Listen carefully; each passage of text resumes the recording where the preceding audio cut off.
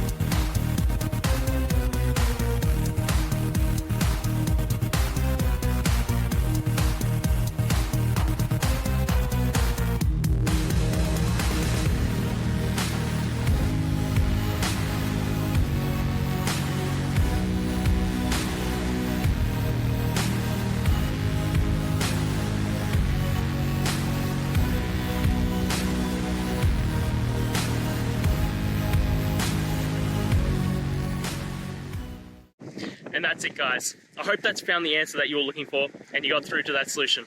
If you did, please hit the subscribe button. I'd really appreciate it. And until the next time you have a technical issue, I'll see ya. Have a good one.